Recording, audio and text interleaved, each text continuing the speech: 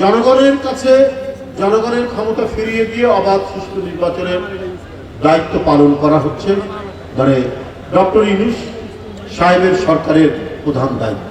কারণ জানতো যে একটা অবাধ সুষ্ঠু নির্বাচন হলে পরে এদেশের মানুষ জানে কাকে ভোট দিতে হয়। সেই কারণে জনগণের প্রতি সন্দেহ পোষণ করে শেখ হাসিনা একটা অবাধ সুষ্ঠু নির্বাচন দেননি। দিনের ভোট রাত্রে করেছেন এবং ভোটারদেরকে ভয় দেখানোর জন্য মাইকিং করে বিভিন্ন গ্রামে, সেটার এখনো তার প্রমাণ, সেই সংবাদের প্রমাণ আমাদের কাছে আছে। মাইকিং করে বলেছে যে আপনারা ভোট কেন্দ্রে যাবেন না।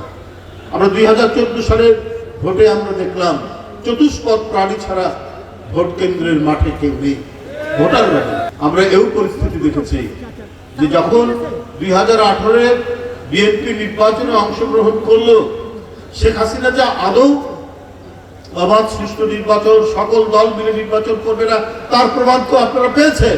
প্রায় 30-40 জন বিএনপির প্রার্থীকে গ্রেপ্তার করে ফেললেন, মামলা দিচ্ছেন ঢালাও ভাবে। এ কি ছিল?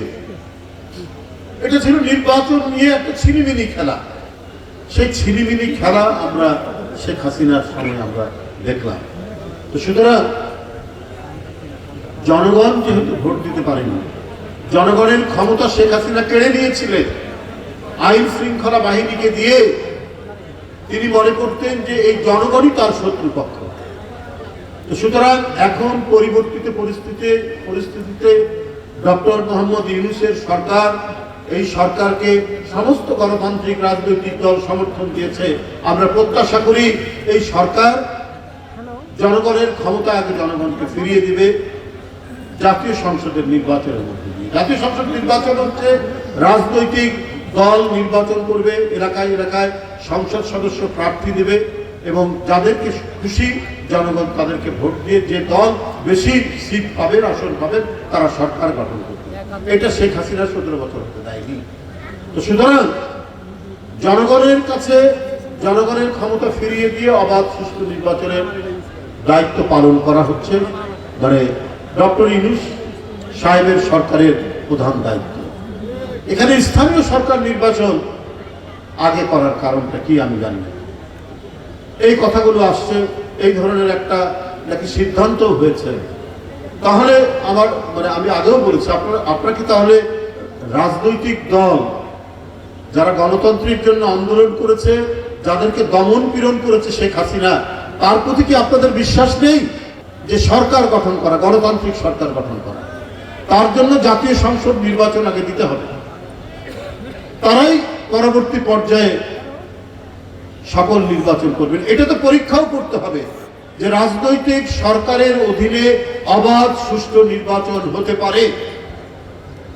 এটা দেখার জন্যও তো আগে সরকার গঠন করতে হবে, জাতীয় সংসদ নির্বাচন করতে হবে।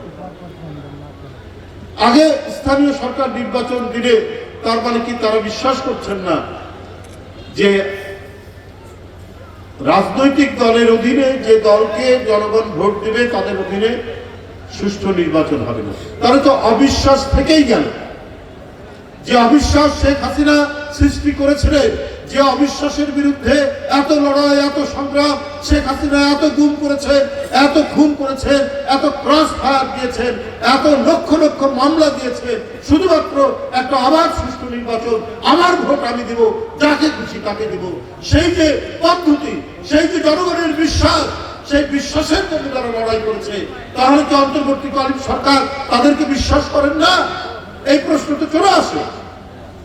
সুতরাং এই সরকারের উচিত সর্বাগ্রে জাতীয় সংসদ নির্বাচন দিয়ে গণতন্ত্রের যে যাত্রা, গণতন্ত্রটা এবং সংস্কার দুটোই কিন্তু চলমান প্রক্রিয়া। জনগণের যে দাবি যে অবাধ সুষ্ঠু নির্বাচনের জন্য আরো এই কাজ করা দরকার, আমাদের প্রশাসন পরিচালনা করার জন্য আরো এই সমস্ত সংস্কার করা দরকার, আমাদের পুলিশ সংস্কার করার জন্য আমাদের এই দায়িত্ব পালন করা দরকার। এটা তো জনগণের কাছ থেকেই বারবার এই দাবিগুলো আসবে, সেইটা পার্লামেন্টে আলোচনা হবে, রাজনৈতিক দলগুলো সেটাকে তুলে ধরবেন, এইভাবেই সংস্কার হতে থাকবে। যুগ যুগ ধরে বিভিন্ন দেশে যেখানে গণতন্ত্র অত্যন্ত শক্তিশালী, সেই শক্তিশালী এইভাবেই সংস্কার হয়েছে। তো সেই পথ অবলম্বন না করে অন্য পথ দিয়ে গেলে পরে আবার ঘুরে ফিরে দেখবেন যে ফ্যাসিবাদ মাথা তুলে দাঁড়ানোর চেষ্টা করবে, মাথা চাড়া দেবে এবং নানা কথাবার্তা সেখানে হবে। আজকে ব্যাংক লুট করেছেন $16 বিলিয়ন। তাহলে কি তাদেরই প্রত্যাবর্তন চান আপনারা? 28 লক্ষ কোটি টাকা যদি আমি $16 বিলিয়ন কনভার্ট করি, প্রায় 28-27 লক্ষ কোটি টাকা বাংলাদেশ থেকে পাচার হয়ে গেছে। আপনার এই যে কুমিল্লা দক্ষিণের শেখ হাসিনার অর্থমন্ত্রীর নাম তো জানেন, ডাক নাম হচ্ছে লোটাস কামাল, জানেন না? নাম শুনেছেন? লোটাস কামালের কালকে, এটা আমার নিজের বানানো গল্প নয়, কালকে সমস্ত দেশের জাতীয় পত্রিকাগুলোতে এসছে, তার যে ব্যাংক অ্যাকাউন্ট সেখানে লেনদেন হয়েছে 800 কোটি টাকা। একজন মন্ত্রী থাকা অবস্থায় তার অ্যাকাউন্টে 800 কোটি টাকা লেনদেন হয় কি করে? এটা তো একটা বিস্ময়কর ব্যাপার।